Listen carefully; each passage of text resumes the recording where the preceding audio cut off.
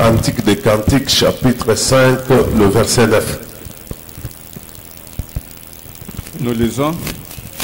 Car ton bien-aimé depuis que notre. Voilà. Allez-y. Oh, la plus belle des femmes. Car ton bien-aimé depuis que notre, pour que nous conjures ainsi. Pour que tu nous conjures ainsi. Mon bien-aimé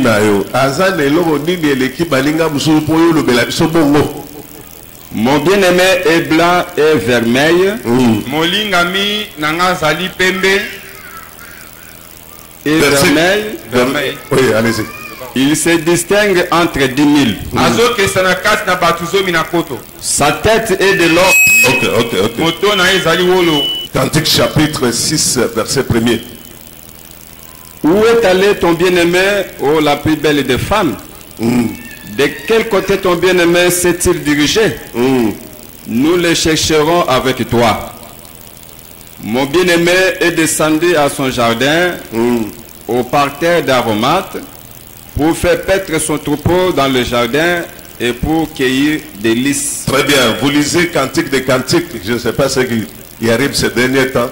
Nous parlons plus beaucoup des Cantiques des Cantiques. Cantique des Cantiques, chapitre 3, le premier verset, la deuxième phrase, c'est ça notre thème.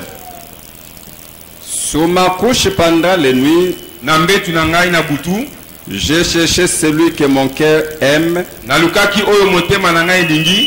Je l'ai cherché et je ne l'ai point trouvé.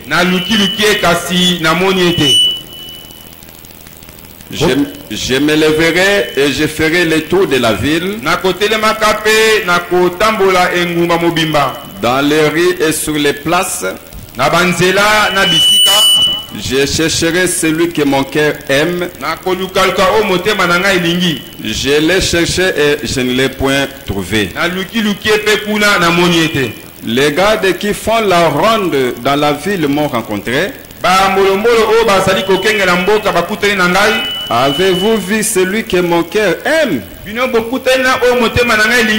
À peine les avais-je passés que j'ai trouvé celui que mon cœur aime.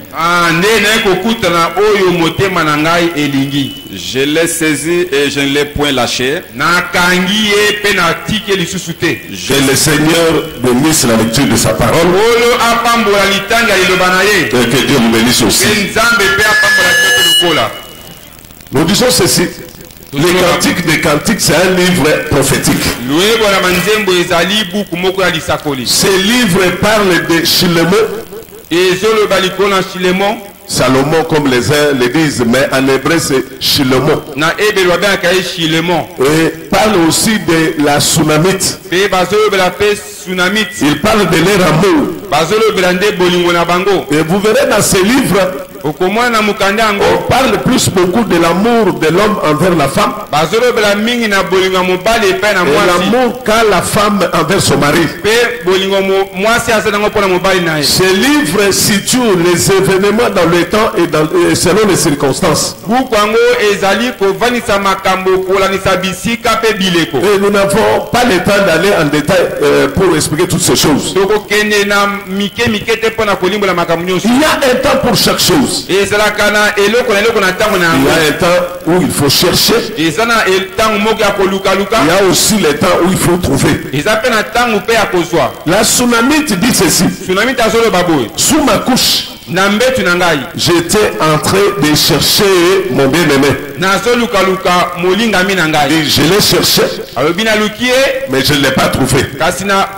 Ça, c'est un temps. Il y a le temps où il a cherché, où il n'a pas trouvé. Il y aura aussi un autre temps où il cherchera et il trouvera. Parce qu'il y a le temps on trouve ce qu'on cherche. Il y a aussi le moment on peut aussi chercher pour ne pas trouver.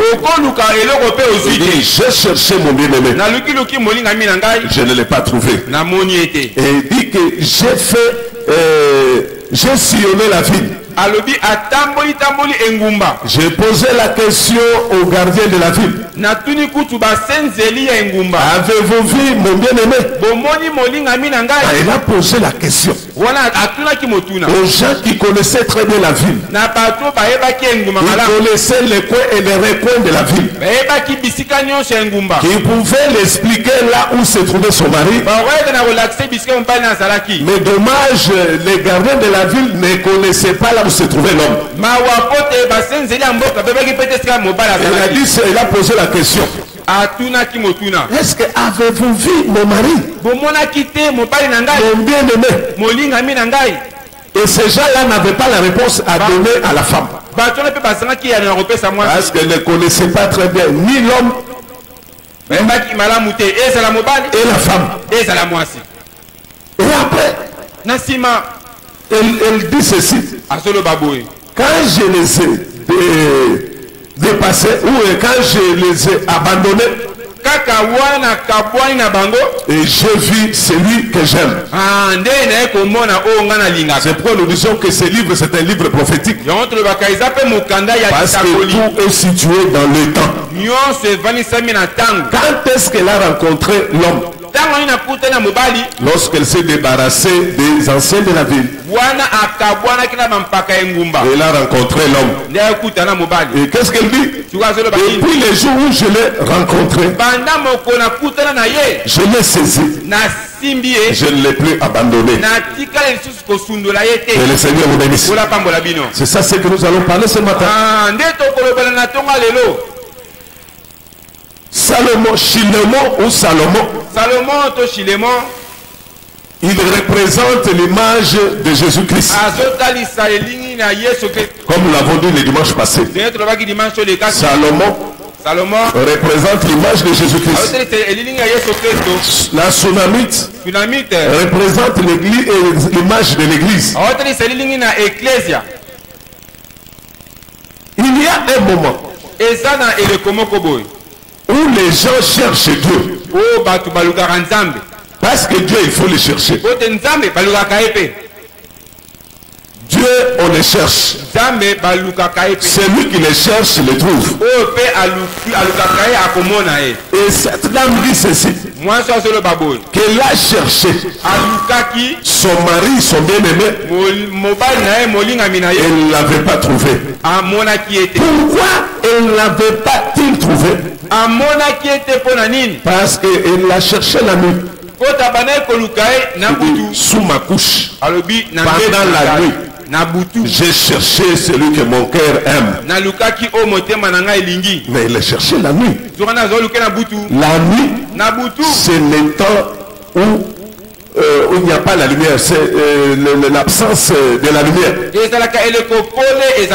Là où il n'y a pas la lumière, il est difficile de trouver ce qu'on cherche. Et je l'ai cherché la nuit. Et la nuit, on ne peut rien trouver. Souvenez-vous de l'exemple de l'apôtre Pierre. Il avait péché toute la nuit. Il n'a rien trouvé.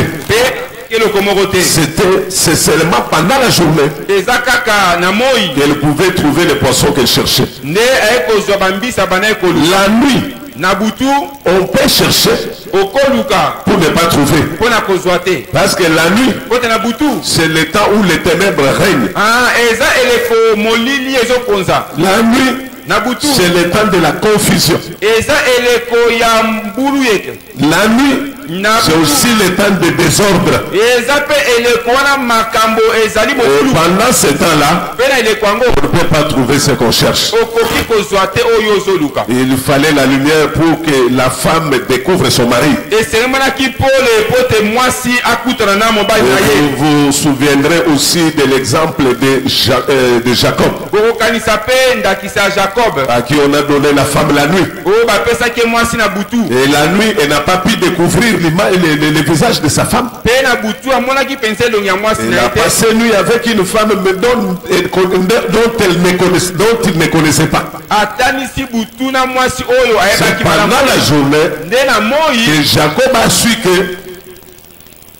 C'est pendant la journée que Jacob a su que la femme qu'elle avait passé la nuit avec, c'était Léa.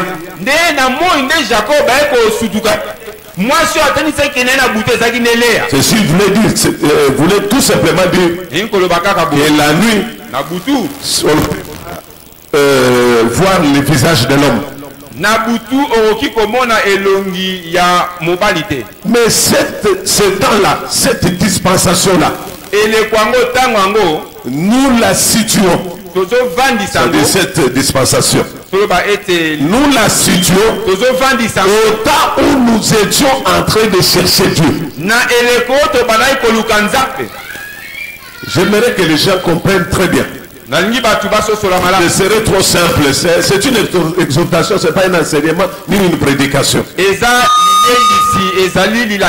vais vous amener quelque part pour que vous puissiez comprendre certaines choses. Nous avions aussi cherché Dieu. Il y a un temps où nous les cherchons. Mais nous ne l'avions pas trouvé. Parce que la femme dit ceci. Je l'ai cherché, mais je ne l'avais pas trouvé. Il y a aussi un moment où vous et moi, nous étions aussi en train de chercher l'homme. Mais cet homme-là, où nous étions en train de chercher, il était caché parmi 10 000. Est-ce que j'ai le temps d'expliquer 10 000? Je n'ai pas ce temps-là. Parce que l'homme, la femme dit, mon bien-aimé, il est caché parmi 10 000. Nous aussi, nous étions en train de chercher l'homme. Il était caché. Nous l'avions cherché. Nous ne l'avions pas trouvé. Pourquoi? Parce que nous le cherchons la nuit. Pendant le temps des ténèbres, nous ne pouvions pas rencontrer cet homme-là. Vous allez me poser la question. Est-ce qu'avons-nous réellement cherché l'homme la nuit? La nuit dont il est question ici, ce n'est pas la nuit du 20 là que nous voyons à partir de 20h, 19h. Il ne s'agit pas de cette nuit-là. La nuit dont il est question ici, c'était pendant le temps d'ignorance. L'ignorance, c'est aussi la nuit. Amen. C'est quelqu'un qui me comprend. Lorsque quelqu'un vit dans l'ignorance, il vit la nuit. En fait, l'ignorance c'est quoi? C'est le manque de connaissances. L'ignorance, c'est l'absence de connaissances. Et j'ai aussi dit ceci. L'ignorance, c'est aussi l'absence de lumière. Nous n'avions pas la lumière. Nous ne connaissions même pas le chemin où se trouvait l'homme. Parce que pour connaître l'homme, il faut savoir, il faut connaître le chemin. Comme nous étions pendant le temps de la nuit, nous ne connaissions ni chemin et nous n'avions pas la lumière. C'est pourquoi nous ne l'avions pas trouvé. Que le Seigneur vous bénisse. Amen. Est-ce que les gens sont là? Que le Seigneur vous bénisse. Nous étions la nuit pendant le temps d'ignorance. Nous l'avons cherché et nous ne l'avons pas trouvé. Pourquoi nous ne l'avons pas trouvé? Parce que nous n'avions pas de lunettes pour voir bien, pour avoir l'exactitude de la lumière. Voir parfaitement, correctement, il faut avoir les lunettes. Les lunettes ajoutent la capacité de la vision. Et les lunettes nous donnent la clairvoyance. Mais comme nous n'avions pas la lunette, c'est pourquoi nous ne l'avions pas trouvé. Il avait fallu qu'on nous donne les lunettes, qu'on nous mette les colures dans les yeux pour que nous puissions voir les bien-aimés. Actes des apôtres chapitre 17 verset 26. Actes des apôtres 17 26. Actes des apôtres 17 26.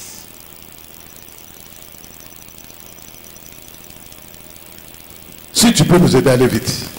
On ne va pas traîner, on n'a pas la force de parler longtemps, mais allez-y. Actes des apôtres 17 26. Oui. Il a fait que tous les hommes sortis d'un seul rang, d'un seul sang plutôt. Même les restes, c'est la même chose, mais il faut respecter l'écriture. Habitasse sur toute la surface de la terre. Et a déterminé la durée des temps et les bornes de l'ère des mers. Il a voulu qu'ils cherchassent le Seigneur et qu'ils s'efforçassent de le trouver en tâtonnant. J'aimerais que tu répètes la phrase là calmement, on t'interprète. La dernière phrase dont tu as invoqué. Qu'il a voulu qu'ils cherchassent le Seigneur et qu'ils s'efforçassent de le trouver en tâtonnant. Qui a voulu cela? Dieu. Qu'est-ce qu'il a voulu? Que les hommes les cherchent en tâtonnant. Merci beaucoup. Est-ce que pendant la journée comme ça, tu peux chercher quelque chose en tâtonnant? Pendant la journée, tu peux chercher quelque chose en tâtonnant. On peut tâtonner que la nuit. Dans les ténèbres, on peut tâtonner. Mais la journée comme ça, on ne peut pas tâtonner. Alors je comprends que ce temps de la nuit, c'est le temps d'ignorance. Amen. C'est quelqu'un qui me comprend. C'est le temps d'ignorance. Et pendant ce temps-là, Dieu a permis que nous les cherchions, que nous nous forcions à aller chercher en tâtonnant. Quand bien même il n'était pas loin de nous. Ce Dieu-là, créateur des cieux de la terre, était tout près de nous. Mais nous l'avons cherché en tâtonnant. Il était tout près. Comme il n'y avait pas la lumière, nous avons tâtonné. C'est pour cela. Nous l'avons cherché chez les Romains. Nous étions chez les Romains.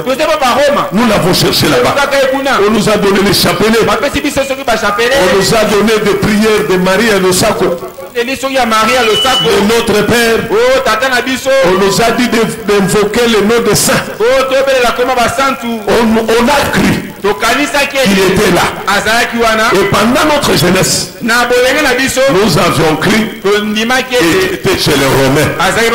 Et pourtant, Dieu n'était pas chez les Romains. Amen. Non, Dieu n'était pas chez les Romains. Mais nous l'avons cherché pendant longtemps. Nos enfants sont heureux. Non, nos enfants, ils sont heureux. Pourquoi? Parce qu'ils n'ont jamais été chez les Romains. Les enfants, j'ai dit que vous êtes les plus heureux. Nous, vos parents, nous l'avons cherché chez les Romains. Nous avons tâtonné. On nous a aspergé des eaux maudites. Nous étions là en train de les chercher. Mais vous ne les cherchez pas en tâtonnant. Parce que depuis le bas âge, vous les connaissez, vous savez là où vous êtes, où il est. Est-ce que vous pouvez acclamer le Seigneur pour les enfants? Dieu vous aime beaucoup. Que le Seigneur bénisse. Nous l'avons cherché chez les Romains. Nous ne l'avons pas trouvé. Et quand on ne l'a pas trouvé chez les Romains, nous sommes allés chez les protestants. Et c'était des opposants des Romains. Ils se sont opposés. Ils ont condamné certaines pratiques qu'ils voyaient chez les Romains. Nous sommes allés chez les protestants. Et là-bas aussi, nous l'avons cherché en tâtonnant. Nous ne l'avons pas trouvé. Parce que là-bas, il n'y avait pas la lumière. Que le Seigneur bénisse. Il n'y avait pas la lumière. Nous l'avons cherché. Les autres sont allés les chercher. Tata Mouana Mouli Moumoussan. C'est comme ça. Tata Mouana Mouli Moumoussan. C'est ça. Les gens de Sayo. Vous connaissez les gens de Sayo? Nous l'avons cherché, les uns l'ont cherché aussi chez les gens de Sayo. Ils ne l'ont pas trouvé. Les autres sont allés chez les postolos. Ils l'ont cherché, ils ne l'ont pas trouvé. Je peux même aller très loin. Nous sommes allés le chercher dans les églises de réveil. Chez les pentecôtistes, nous ne l'avons pas trouvé.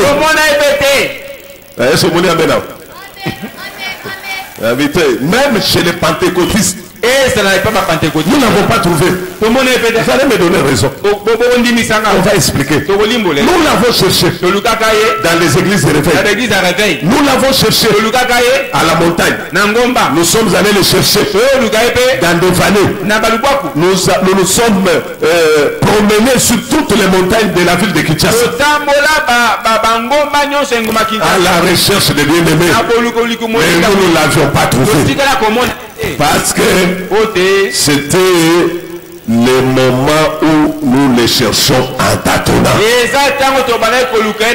Nous avons tâtonné. On nous a imposé des choses. On nous a dit beaucoup de choses. Mais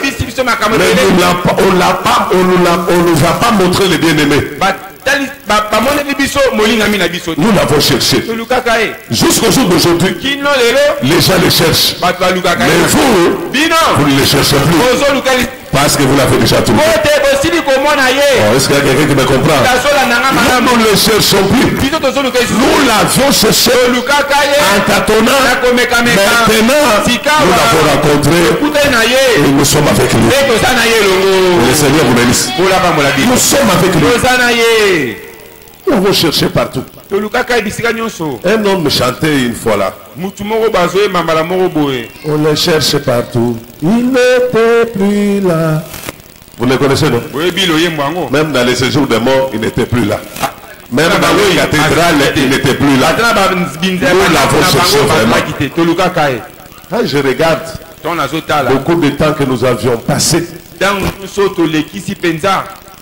en train de chercher ces dieux, nous avions perdu beaucoup de temps. Et que si nous les connaissions, nous les connaissions, nous serions déjà très loin. Mais Dieu avait permis, Dieu avait voulu cela, que nous les cherchons en tâtonnant.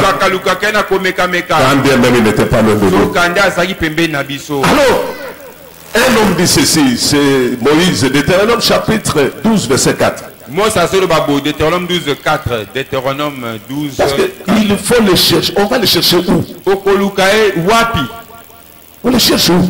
Quand nous avions déjà répondu la question concernant les camps, nous avons déjà répondu. Mais les où? C'est ce que nous allons répondre tout de suite. Deutéronome chapitre 12, verset 4. Vous n'agirez pas ainsi à l'égard de l'Éternel votre Dieu. Mais vous le chercherez à sa demeure et vous irez au lieu que l'Éternel votre Dieu choisira parmi toutes vos tribus pour y placer son nom. Dieu,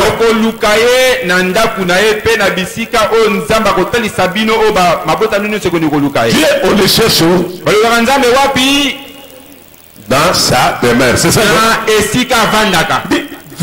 vous ne ferez pas comme les autres. Vous chercherez Dieu que dans sa demeure. Vous irez que dans sa demeure. Vous irez là où il a placé son nom. C'est là où vous allez le chercher. Les gens croient que Dieu est à l'intendance. Il est à Mangengenge. Il est à Luluzizila. Ils vont même vers Makana là-bas. En train de chercher de nouvelles montagnes. Je vous dis ceci. Dieu ne se trouve pas sur toutes ces montagnes-là. Dieu n'est pas la montagne. Dieu n'est pas en brousse. Mais Dieu, il est dans sa demeure. Si vous voulez le chercher, allez le chercher dans sa demeure. Que le Seigneur vous bénisse. Dieu est dans sa demeure. Vous verrez les gens avec des cannes. Avec, ils laissent la barbe pousser. Ils portent des soutanes. Ils disent que nous étions allés chercher Dieu. C'est bien bon. Dieu n'est pas partout. Il faut le chercher que dans sa demeure. C'est dans sa demeure où on peut le trouver. Alors Dieu, où se trouve sa demeure? C'est ça le problème. Il faut chercher Dieu dans sa demeure. Mais nous, autrefois, nous le cherchons en dehors de sa demeure.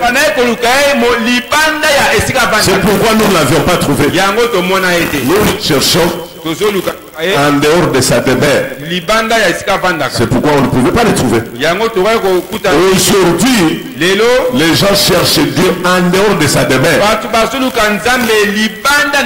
C'est pourquoi ils ne le trouvent pas. Dieu est un Dieu d'ordre. Il a déjà établi son ordre.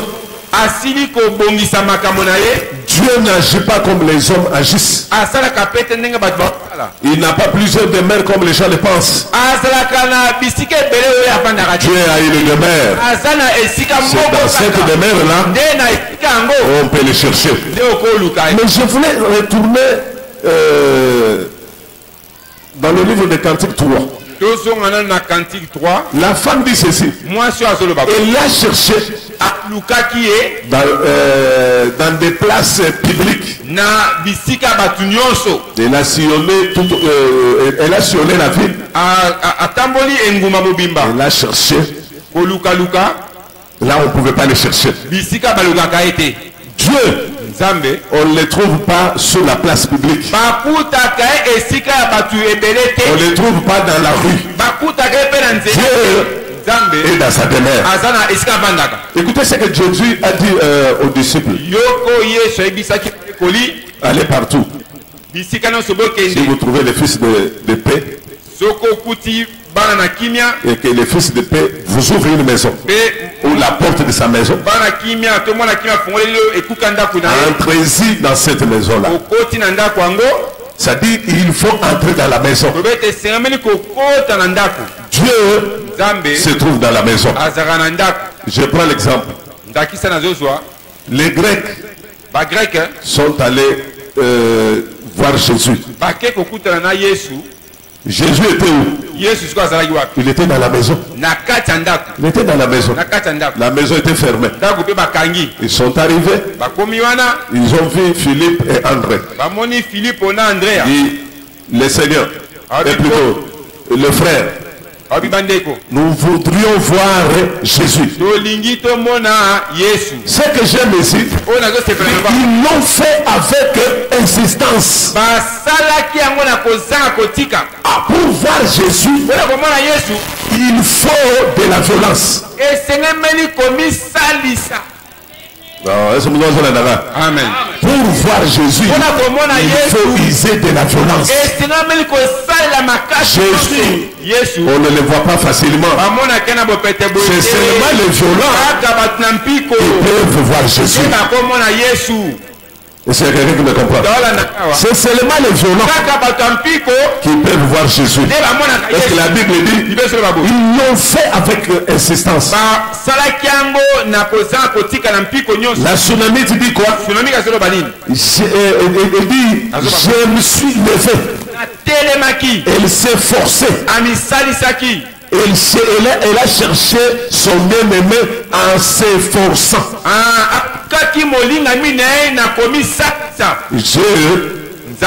Si vous voulez le voir, il faut user de la violence. C'est pourquoi Jésus avait dit, le royaume de Dieu forcé, c'est seulement les violents qui s'en accaparent. Si vous n'êtes pas violent, vous n'allez pas voir face du Seigneur. Que le Seigneur c'est seulement les violents. Ne crois pas que les choses de Dieu sont faciles. Le salut est gratuit. Mais la vie éternelle, il faut faire de la violence. Que le Seigneur bénisse. Jésus était dans la maison lorsque les Grecs sont allés le voir. Et nous voudrions voir le Seigneur. Le Seigneur était dans la maison. On ne pouvait pas le voir facilement. Il était dans la demeure. Et la première demeure dans laquelle on pouvait trouver Dieu, c'était la maison de Jacob. C'était la maison d'Israël. C'est là où on pouvait voir le Seigneur. Que le Seigneur vous bénisse. Mais aujourd'hui, Dieu n'est plus dans cette demeure-là. Écoutez ce qu'il dit à Ézéchiel, fils de l'homme. Voilà ce que tu vas faire. Tu prends ton sac, tu mets au dos. Tu fais un trou devant la muraille. Tu vas le faire au vu et au su de tous les enfants d'Israël. Vous allez sortir. Et leur maison leur sera déserte. Et je vous dis, Dieu n'est plus en Israël. Dieu créateur des cieux et de la terre, le Dieu d'Abraham, d'Isaac et de Jacob, c'est Dieu-là n'est plus en Israël. Le Dieu dont je vous prie ce matin, il a une demeure. Sa demeure se trouve parmi les nations. Que le Seigneur vous bénisse. Pour le voir, il faut aller là où se trouve sa demeure. Conformément de ce que nous venons de lire, vous chercherez Dieu qui est dans sa demeure. Là où il a placé son nom. On cherche Dieu et là où il a placé son nom. Mais les gens le cherchent ailleurs. On le cherche là où se trouve le nom du pasteur, le nom de sa femme, là où se trouve le nom je ne sais pas de qui. Mais on cherche Dieu et là où il a placé son nom. Oh, le nom de Dieu ne se trouve pas partout. On peut scander son nom. On peut crier au nom de Jésus. Cela ne fait pas dire que Dieu est là parce que vous avez cité son nom. Alors la demeure de Dieu, c'est quelle demeure? Dieu réside dans sa parole. Est-ce que quelqu'un qui me comprend? Dieu se trouve dans sa parole. Il faut chercher Dieu dans sa parole. En dehors de la parole, on ne peut pas trouver Dieu.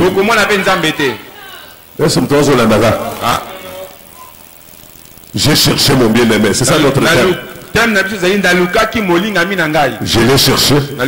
Je ne l'ai pas trouvé. Nous avons parlé des camps Maintenant nous parlons de où? On cherche Dieu dans sa demeure. C'est-à-dire dans sa parole. Le trône de Dieu se trouve dans les Écritures. C'est pourquoi il a dit dans ses livres, dans ses rouleaux, il est question de moi. Dans la Bible, dans les Écritures, on parle que de Jésus-Christ. Si tu veux chercher Dieu, il faut le chercher dans sa parole. En dehors de la parole, tu ne vas pas rencontrer Dieu. Nous avons répondu à la question de où? Dieu, on le cherche dans sa parole. On le cherche aussi dans l'ensemble des hommes droits. C'est ce que David dit. Je le chercherai dans l'ensemble des hommes droits. Et je peux aussi dire Dieu se trouve dans les assemblées des saints. Non, là je le dis à haute voix. Dieu se trouve dans les assemblées des saints. C'est là où il y a sa demeure. Chez les pentecôtistes, il n'est pas là. Chez les missionnaires, il n'est pas là. Chez les romains, il n'est pas là. Dieu est dans les assemblées des saints. Oh, c'est la vérité. Dieu est dans les assemblées des saints. Et les assemblées des saints n'ont pas commencé avec nous. Les assemblées des saints ont commencé avec les apôtres. C'est quelqu'un qui me comprend. Toute église qui prêche la saine doctrine, l'enseignement des apôtres, tu peux entrer là-bas, tu vas trouver Dieu. Oh, est-ce que nous avons? Amen. Là on prêche la saine doctrine. Pas bazoté à mami à télébé à tei. Non. Là où les femmes se mettent en ordre et là où les femmes ne prêchent pas, là où les choses sont respectées telles que ça a été établi par les apôtres, Dieu se trouve à ces lieux-là. Et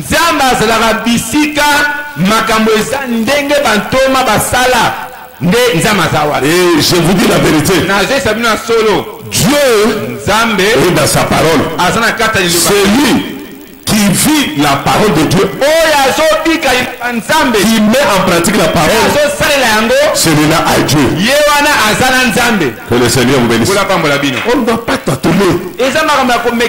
Non, vous avez déjà Dieu. Vous l'avez rencontré. Vous êtes avec lui. Il est au milieu de vous. C'est très important. Et il dit quoi? Il dit quoi? Quand elle s'est séparée avec les gardiens de la ville, c'est là où elle a rencontré son mari. Très important. Autrefois, elle cherchait son bien-aimé. Elle ne l'avait pas trouvé. Quand elle s'est séparée avec les gardiens de la ville, c'est à ce moment-là qu'elle a rencontré son mari. Elle s'est attachée à lui. Qui sont les gardiens de la ville? Les gardiens de la ville sont nombreux. Les gardiens de la ville, ce sont les faux prophètes, les faux enseignants. Nous les avons beaucoup dans cette ville. La ville dont on parle ici, il s'agit de l'église. Dans l'église, il y a les faux prophètes, il y a les faux enseignants, les faux prédicateurs. Ils sont nombreux. Ces gardiens-là, ils ne peuvent pas montrer à la femme là où se trouve son mari. Est-ce qu'il y a quelqu'un qui me comprend? Amen. Il ne sait pas où se trouve l'homme. Il la cherche. Et plutôt, il les cherche en tâtonnant. Nous avons beaucoup de hommes de Dieu qui tiennent la Bible, qui prêchent. Prêcher et le oh, le banayo, le lobby, mais pour ne rien dire. Parce que prêcher, ce n'est pas la science ou quoi, ou toi. Prêcher, c'est amener à la femme la lumière. Prêcher veut dire expliquer ce qui est caché dans les Écritures. Si un homme parvient à expliquer correctement, convenablement, sans beaucoup de difficultés, les Écritures, celui-là c'est un bon prédicateur. Donc je vous dis la vérité.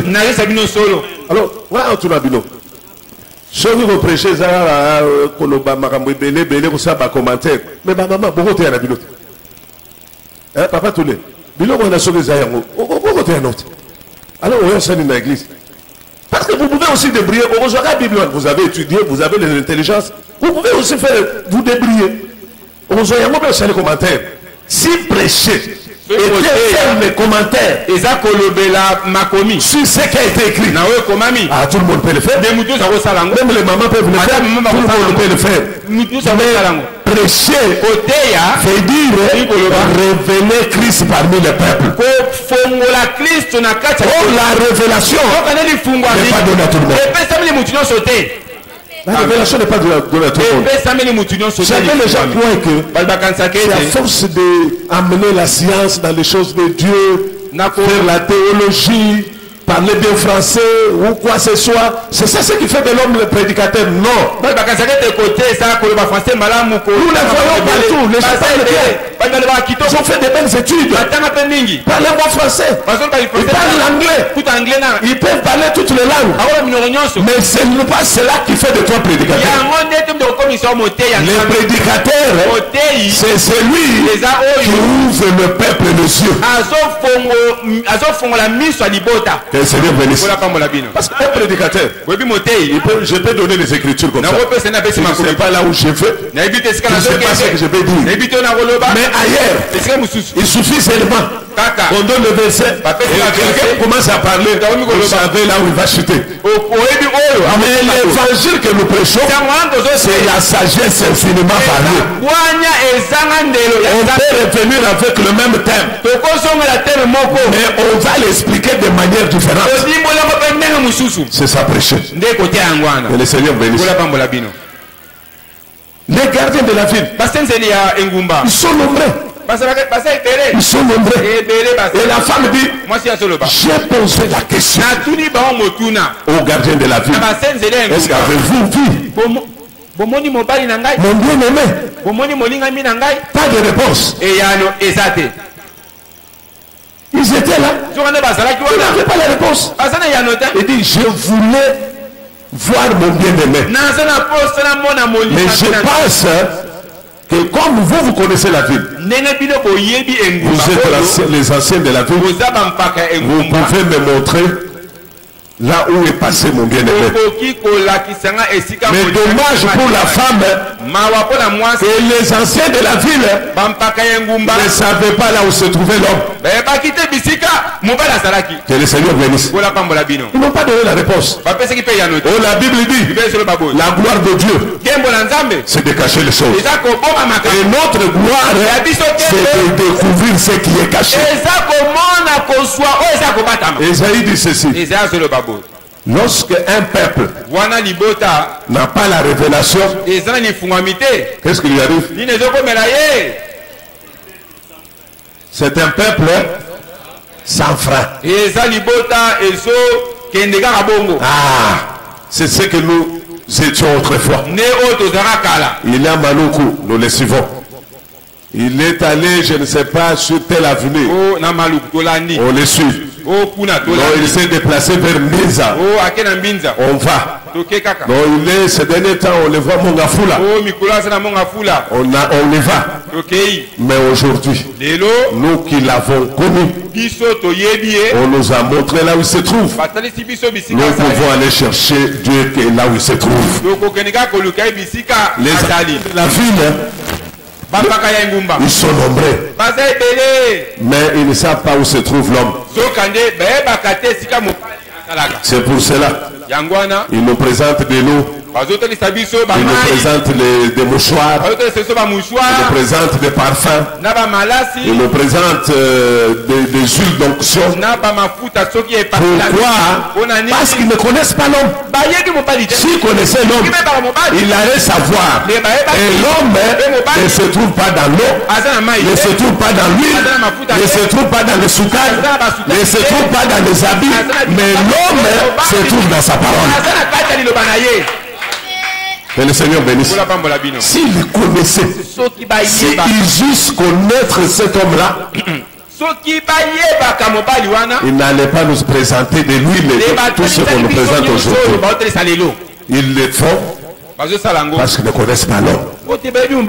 Que le Seigneur bénisse. Il croit que Dieu se trouve dans ces pratiques-là. Et pourtant Dieu, il est dans sa parole. Que le Seigneur bénisse.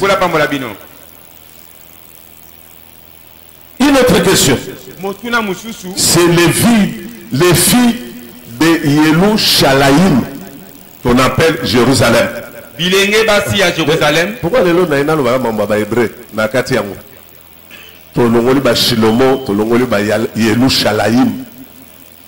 Les filles de Jérusalem, comme les gardiens de la ville, ils ont le même problème. Ils ne connaissent pas l'homme, ils ne savent pas là où se trouve. Là où se trouve l'homme. Les filles de Jérusalem posent la question à la tsunami. La plus belle de toutes les filles. Que cherches-tu? Oui, je cherche mon bien-aimé. Ton bien-aimé est allé où? Pour que nous les cherchons avec toi. Ton bien-aimé est allé où? Quelqu'un qui vous dit que je cherche mon bien-aimé. Si vous connaissez là où se trouve le bien-aimé, vous pouvez l'indiquer. Mais leur réponse prouve à suffisance que vous ne connaissez pas là où se trouvait l'homme. Où est-il passé pour que nous le cherchions avec toi? Quand est-ce qu'il pose la question? Et quand est-ce que la tsunamite donne la réponse? C'est lorsqu'elle s'est séparée avec les gardiens de la ville. Est-ce qu'il y a quelqu'un qui me comprend? Quand elle s'est séparée avec les gardiens de la ville, elle a rencontré l'homme. Elle savait où se trouvait l'homme. Elle savait où se trouvait l'homme. Parce que la réponse était que mon bien-aimé est allé paître son troupeau dans son jardin. Elle est allée cueillir les lys. Ceci veut dire qu'après qu'elle soit séparée des gardiens de la ville, ils ne connaissaient pas l'homme. Quand elle s'est rencontrée avec l'homme, à ce moment-là, elle savait là où se trouvait l'homme. Que le Seigneur vous bénisse. Alors, est-ce qu'il y a quelqu'un qui me comprend? Que Dieu vous bénisse. C'est après. Quand on a posé la question, où est allé ton bien-aimé? Pour que nous puissions les chercher ensemble. Il dit mon bien-aimé est dans le jardin. C'est-à-dire il pouvait indiquer où se trouve le bien-aimé. Mais les filles de Jérusalem cherchaient aussi le bien-aimé, mais ne le savaient pas où le trouver. C'est ça le cas de plusieurs chrétiens aujourd'hui. Ils font profession de connaître Dieu. Ils vont dans des cultes, ils vont dans des églises, ils chantent, ils adorent, mais ils ne savent pas celui qu'ils adorent. Est-ce que tu vois Zolananga? Amen. Bah, tu es bien dans une église, mais ils sont là dans les églises. Ils vont dans des églises parce qu'il y a une belle adoration. Qu'est-ce qui prouve que cette adoration arrive au trône?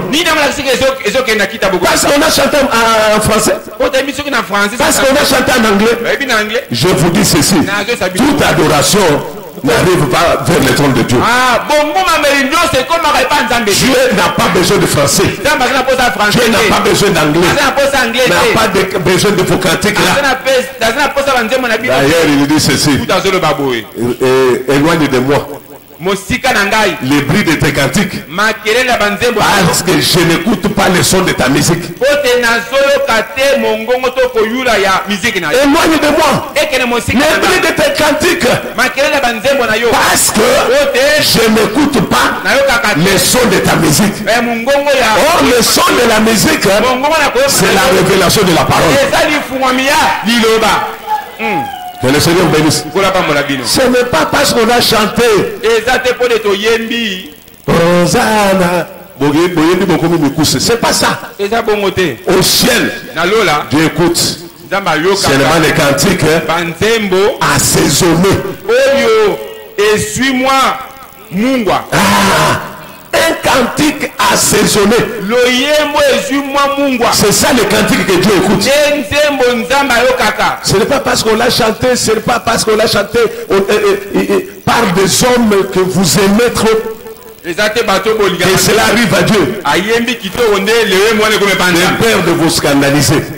Beaucoup de chansons chantées par vos musiciens n'arrivent pas sur le trône de Dieu. Et que la canadienne était beaucoup qui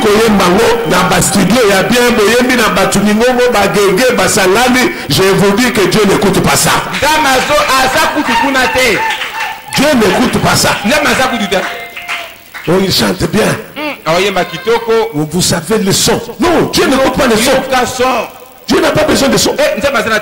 Oh, Dieu, vous savez le son. Vos musiques là, il n'y a pas de son. Va loin. Nous n'avons pas besoin de son. Nous avons besoin du sel.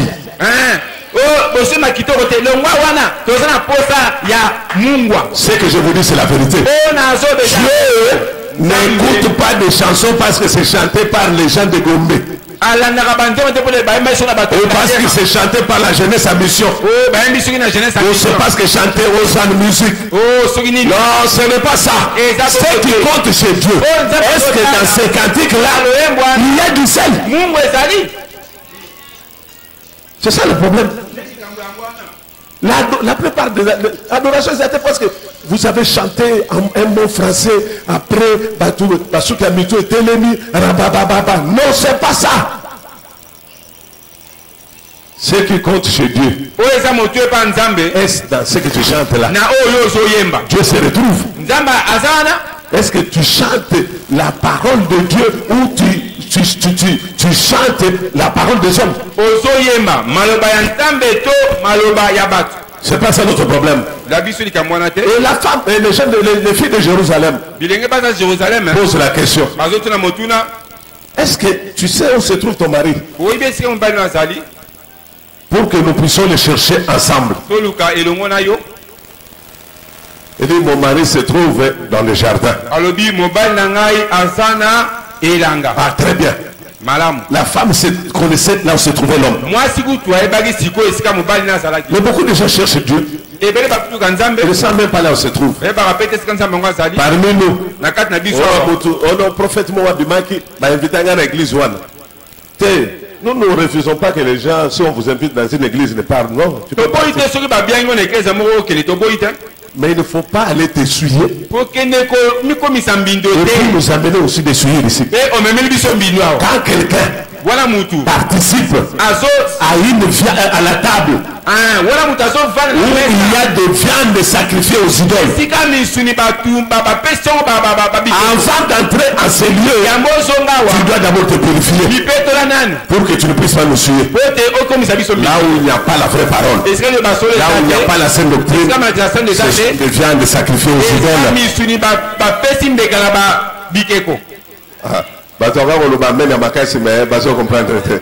Ce sont des viandes sacrifiées aux idoles. Que le Seigneur vous bénisse. Ici, si on vous invite, il faut vérifier qu'il y a un sacrificateur là-bas. Il y a l'autel. Il y a aussi un animal là-bas. Les sacrifices. Là, tu peux être à l'aise. Et le Seigneur bénisse. Par contre, inviter Batu. Mais vous invitez à Bangote, c'est bien bon. Ce n'est pas ça notre problème. Nous poursuivons quelque chose, nous allons chuter d'ici là. Là, nous avons vu la question des filles de Jérusalem. Il posait la question de savoir où se trouvait l'homme. Il n'y avait que la Sunamite qui connaissait là où se trouvait l'homme. Il n'y a que la vraie église, l'église de Dieu vivant, qui connaissent là où se trouve Jésus. Ils savent bien que Jésus se trouve dans sa parole, là où il n'y a pas la vraie parole, là où il n'y a pas, là où il y a la parole des hommes, Jésus ne se trouve pas. La parole mélangée, Jésus ne peut pas se trouver à ce lieu-là. Que Dieu vous bénisse. Il y a aussi une autre question. Ou bien pas une autre question.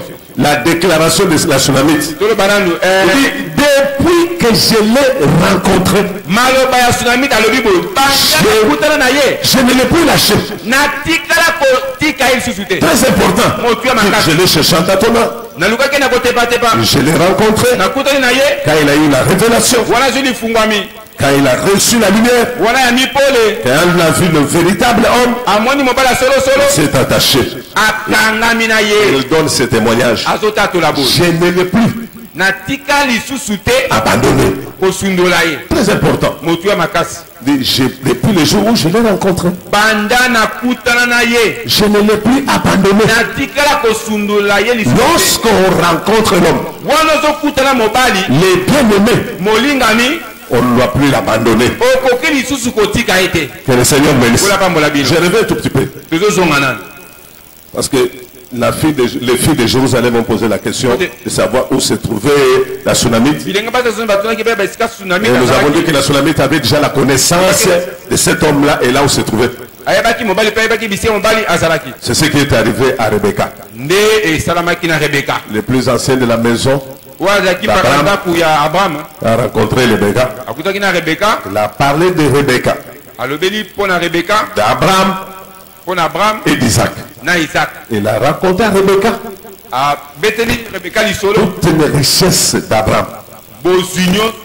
Il a parlé d'Isaac et qu'Isaac était l'héritier d'Abraham. Il a expliqué à Rebecca tout ce qu'était Abraham et son fils. Et Rebecca avait la connaissance du père et du fils. Et nous l'avons vu. Lorsqu'on l'a mené vers Isaac, il a rencontré beaucoup d'hommes sur la route. Il n'avait jamais posé la question à la scène de la maison d'Abraham. Elle n'avait jamais posé la question aux plus anciens de la maison d'Abraham au sujet de tous les hommes qu'elle voyait. Elle a vu beaucoup d'hommes. Depuis là où vous étiez à Mésopotamie et jusqu'à Canaan, elle a vu beaucoup d'hommes. Mais ne posez pas de questions. Et elle a aperçu de loin un homme différent. Autre homme. Parce que les bien-aimés, il est caché entre 10 000 hommes. Oh, est-ce que les bien-aimés cachés entre 10 000. Et elle a vu beaucoup d'hommes, mais n'avait pas trouvé son bien-aimé. Quand elle a vu de loin, elle a aperçu l'image d'un homme. Elle a commencé à repasser dans son cœur Elle a vu l'image de tout ce que le plus ancien de la maison lui disait. C'est-à-dire,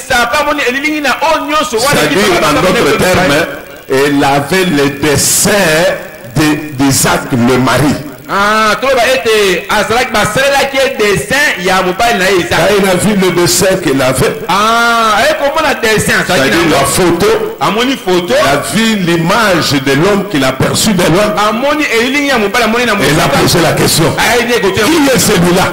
Et le plus ancien de la maison lui a dit: celui-là, c'est l'homme dont je vous parlais. Celui-là, c'est le bien-aimé dont je vous parlais. Et elle s'est voilée. Est-ce que votre voisin? Amen. Elle s'est voilée. Elle a compris. L'homme dont on m'avait parlé, c'est celui qui est devant moi. Il faut connaître les bien-aimés. Quand on lui pose la question: quand ton bien-aimé de plus que les autres? Si vous posez la question aux gens ici, est-ce que Jésus a plus que les Mahomet, les Branham et les consorts? Qu'est-ce que vous allez répondre?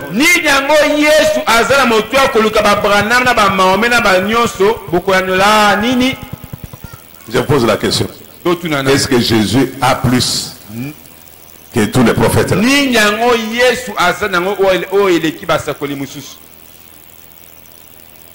Donnez-moi ne faites que des réponses. S'il vous plaît, faites-le un peu vite. Et là, on dit que les prophètes ne sont pas la vie éternelle. Parce que là, ça on a bien que ça a sécu ça bat, Branham a sécu ça bat. Mahoma a sécu ça bat.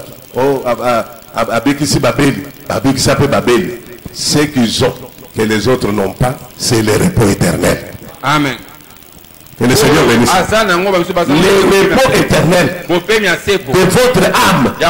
Et ils n'ont pas ça. Et au-delà de toutes choses, les bien-aimés que nous avons, c'est lui qui a été trouvé entre 10 000. Quand vous demandez Shilomo, il va vous dire: c'est lui qui celui qui était caché entre 10 000 hommes. On l'appelle non pas seulement Job plutôt. Job vous dira que le plus, j'allais dire le plus beau, ça c'est David. J'ai dit Job, il faut que je reste dans ce que j'ai dit. Job nous dit ceci: c'est lui qui était caché, lui par des mille, c'est lui qui était caché entre 1000. Il a appelé qui?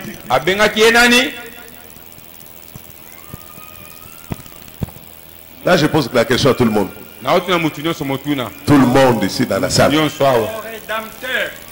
Ah, tu n'es pas loin de la vérité, mais il faut préciser.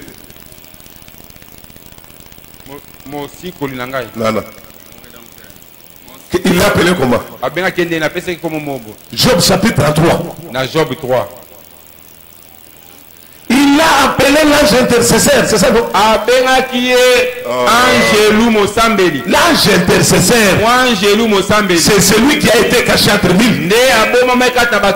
Or, c'est lui qui était caché entre 1000. C'est Jésus-Christ. C'est lui qui est le bien-aimé. Et le Seigneur bénisse. Pourquoi vous l'aimez? Parce qu'il l'appelle ici bien-aimé.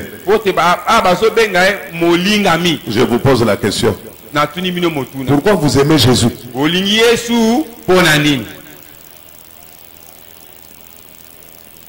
Pour apprécier Libala, c'est ça?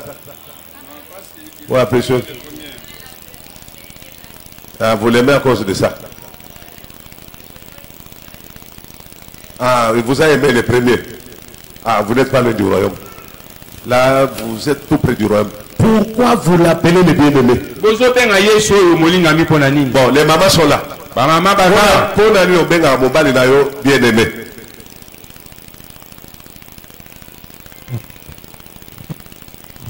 Hein? Pardon? Natuni maman, boso zonga ta. Natuni maman, ba maman baza. Pona nini obenga ga mobali na yo bien aimé. Parce que azanda mbuna yo. Azanda mbuna yo na ko bien aimé. Mon père bien aimé, ma fille bien aimée. Pardon? Vous n'avez pas répondu. Il est celui que j'aime. C'est quoi? Pardon, c'est un devoir t'opposer comme ça, mais il y a quelque chose là-bas. Mon bien aimé, vous ne savez pas. Ah, maman est au là-bas. Ah, au boy. Ah, papa Boni, au là-bas. T'es obligé de dire, je pose à tous les serviteurs, quoi, à tout le monde. La question pose à tout le monde. Ouais. Ouais.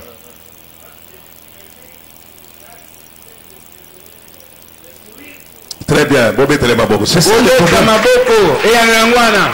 Ah, Namoni, donc vraiment, la question que nous posons à papa Bonnet. C'est lui qui aime, donne sa vie à. C'est par rapport à cela. C'est lui qui aime, donne sa vie à celui qui aime. C'est par rapport au sacrifice suprême qu'il a donné à la croix que nous l'appelons le bien-aimé. Que le Seigneur vous bénisse. C'est le bien-aimé. Il est mort pour nous. Comme une maman dit là-bas, il nous a aimé le premier. Il nous a aimé le premier. Quand nous étions encore des pécheurs, il est mort à la croix.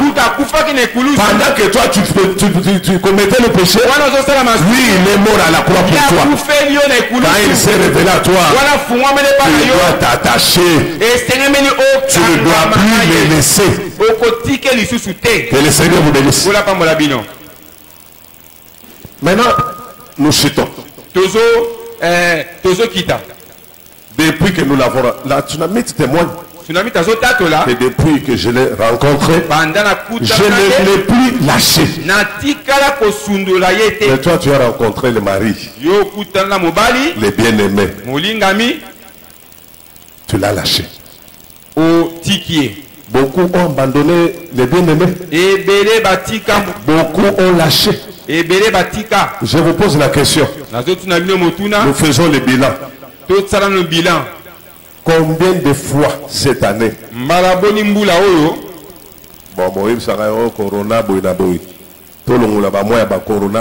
Combien de fois es-tu venu au culte cette année? Tout ça, nous venons au culte combien de fois par semaine? 3 fois. Faites un peu le calcul. Je peux, prenons que l'année n'a pas connu de problème, l'année est normale. 3 fois par mois, ça fait combien de jours? Pardon? Par mois. 3 fois 12. Ça fait 12. Ok. Si vous prenez 12 fois 12. 144. Ah, c'est ça. Mais calcule un peu. Tu es venu à l'église combien de fois? Mbula oyo oyana lo sambo mbalaboni sur 144. D'abord, il y a des gens qui viennent que le dimanche. Et ça va tout du misubara dimanche. Et d'autres dimanches ne viennent pas. Il a que 4 fois le dimanche. Mais d'autres dimanches ne viennent pas. C'est-à-dire qu'il vient au culte 1 fois par mois ou 2 fois par mois. Et il dit que Jésus c'est son bien-aimé. Là je dis non. Non. On vient à l'église, quelqu'un que tu aimes. Vous savez, les mamans, les jeunes filles, tout cela. Tant que quelqu'un est emporté par amour, il aime un homme.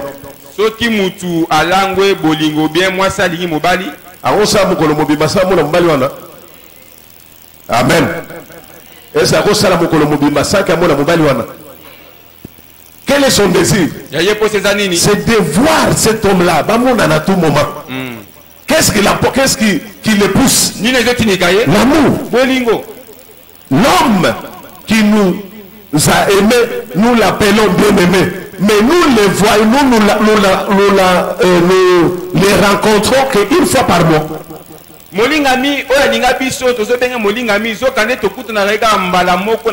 Combien de fois par mois es-tu venu à l'église?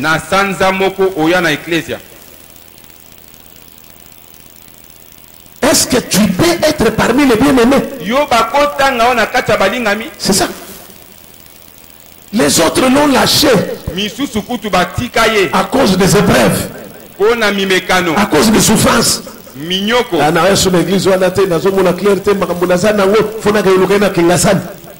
Beaucoup ont lâché. La tsunami dit, je ne l'ai plus lâché. Beaucoup ont lâché. Les absences non justifiées à l'église. Beaucoup de raisons. Et les autres à cause du boulot. Il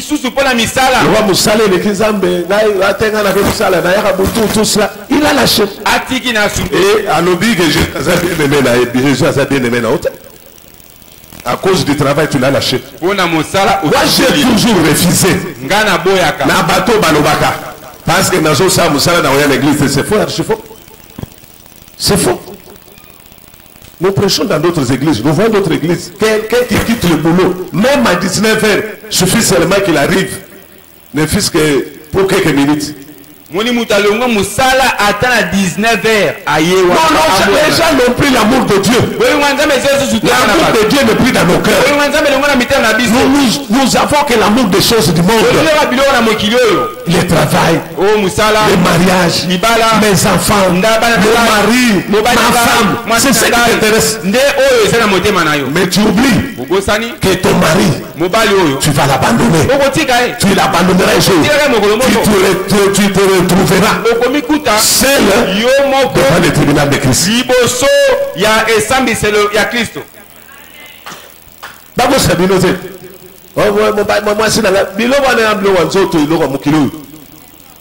Tu ne peux pas t'absenter à l'église à cause de ton mari.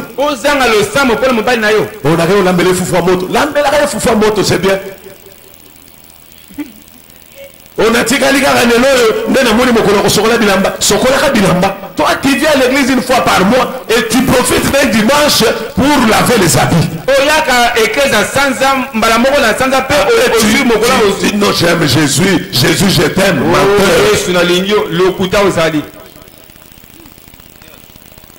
Il ne faut même plus appeler Jésus bien-aimé parce que vous ne l'aimez pas. Vous l'aimez de bouche, mais votre cœur est loin de sa parole.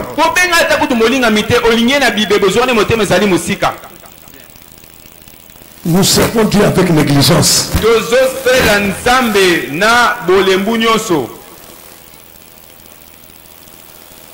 Faites ce petit calcul là. Combien de fois? Tu viens à l'église seulement le dimanche. C'est pas normal. Qu'est-ce que vous faites à la maison? Parfois on regarde la télévision. On est dans des commérages. Dans des choses inutiles. On passe les dons, je suis fatigué, je peux beaucoup travailler. La chair et le sang n'hériteront pas le royaume de Dieu.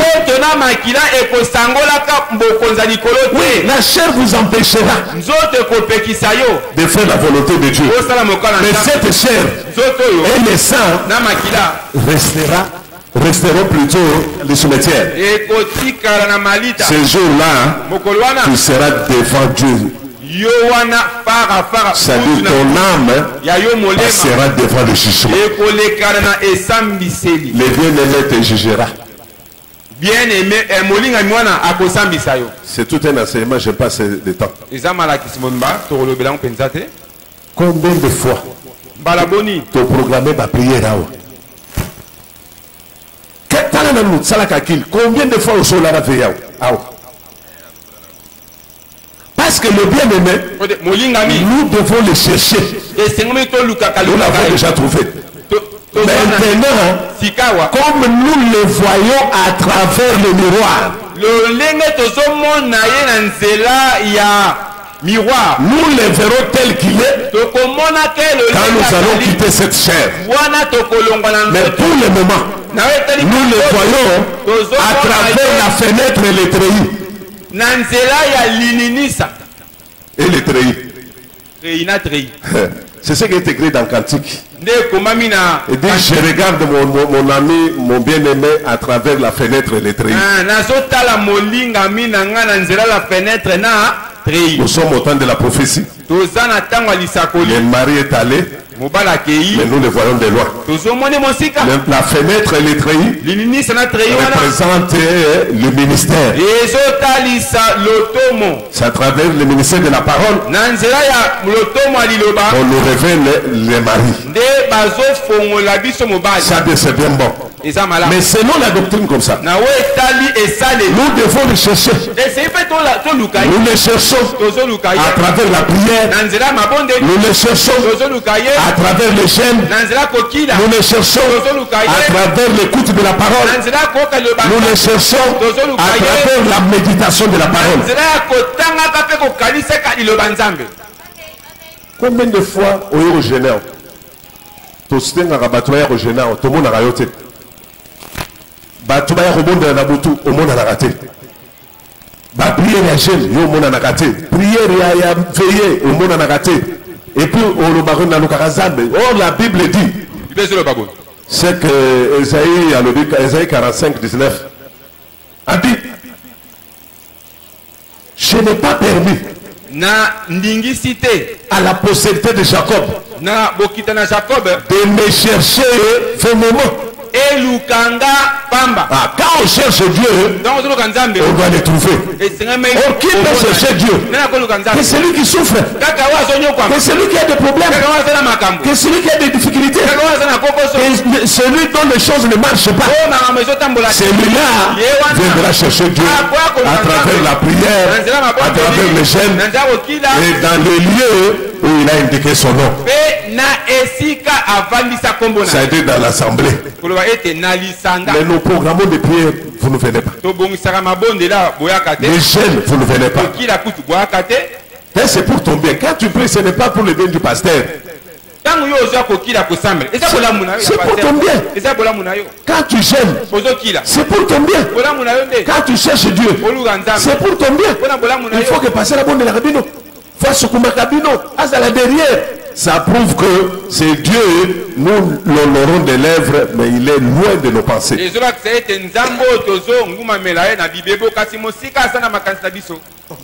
Les bien-aimés, on les cherche à travers la prière. On les cherche à travers les jeûnes. On les cherche à travers le veillé. Et celui qui souffre doit prier. Mais toi tu ne pries pas. Toi tu ne pries pas. Et tu dis que les hommes sont bien aimés là. Parce que la Bible nous dit c'est lui qui cherche trouve. Mais toi tu ne cherches pas. Comment tu vas trouver? Et les gens ont laissé les cultes à Basmem. C'est pourquoi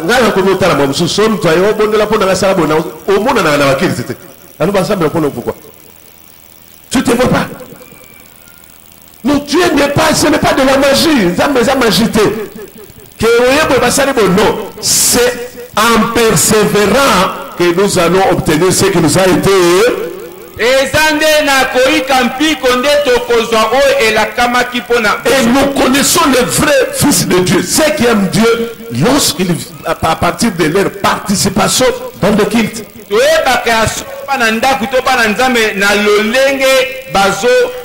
manière de servir Dieu. Dans cette église, beaucoup de gens n'aiment pas la prière. Beaucoup de gens ne veulent pas gêner. Et dans cette église, les gens servent Dieu. C'est-à-dire, c'est comme s'ils le veulent, comme ils ne le veulent pas. Il faut les pousser, il faut, je sais pas.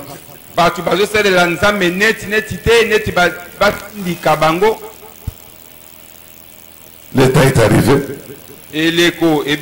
où nous allons voir qui sont les vrais enfants de Dieu. Ceux qui aiment Dieu. Ceux qui peuvent les chercher jour et nuit. Ceux qui répondent au programme de l'église. Ceux qui viennent chercher Dieu pendant les moments de prière. Ceux qui contribuent aussi à l'œuvre de Dieu. Ce sont ceux-là que nous pouvons appeler les bien-aimés. Pour ce matin, que le Seigneur vous bénisse.